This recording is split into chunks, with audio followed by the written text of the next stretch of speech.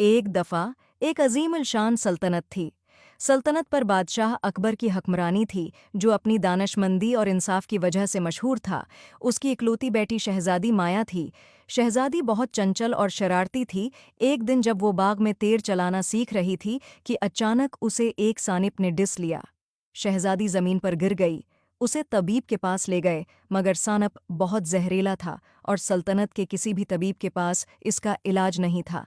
बादशाह बहुत परेशान था कि शहजादी जल्द सेहतियाब हो जाए और सल्तनत की खुशी वापस लौट आए। बादशाह ने दूर दराज से तबीबों को बुलाया, लेकिन किसी के पास भी जहर का तोड़ नहीं था। शहजादी अपने कमरे में लेटी थी। उसका चेहरा सफ़ेद पड़ गया था और आंखें बंद थीं। बादशाह अपनी बेटी को बचाने के लिए हर मुमकिन कोशिश कर रहा था और उसने एक शाही ऐलान किया, जो कोई भी शहजादी को ठीक कर देगा, उसे इनामात से नवाजा जाएगा। एक शाम एक दाना शख्स महल के दरवाजे पर आया, जो कि शहजादी की बीमारी का सुनकर आया था। उसने बादशाह से अपना तारुफ कराया और बादशाह से कहा कि मुझे जहर का तोड़ मालूम है। उसने बताया कि दूर एक गार में एक जादुई फूल है, जिसके रस से सानिप के जहर को ख़त्म किया जा सकता है, लेकिन उसकी हिफाजत जंगल की रूहों के स्पर्द है और सिर्फ वही लोग उस तक पहुंच सकते हैं जिनके दिल साफ हों। बादशाह ने ऐलान किया कि जो भी इस फूल को तोड़कर लाएगा, मैं शहजादी की शादी इससे कर दूंगा। एक शहजादे ने ये सुना तो सफ़र पे जाने का इरादा किया। शहजादे ने सफ़र का आगाज़ किया। जंगल में जानदार मखलूक़ात थीं, लेकिन उनके रास्ते में कोई रुकावट नहीं डाल रही थीं। आखिरकार शहजादा इस गार में पहुंचा। उसने वहां एक चमकता हुआ चमकदार फूल था, जिसकी पंखड़ियों पर चांदनी की मानंद चमक थी।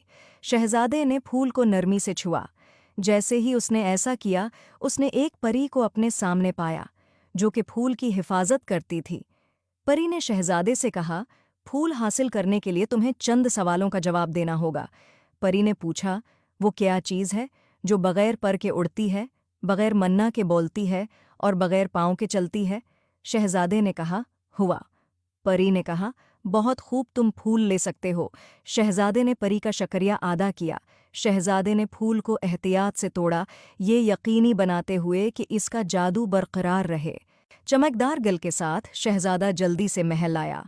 उसने जादुई फूल को बादशाह को दे दिया और बादशाह ने शाही तबीबों के हवाले किया, जिन्होंने शहजादी के लिए एक ख़ास दवा तैयार की।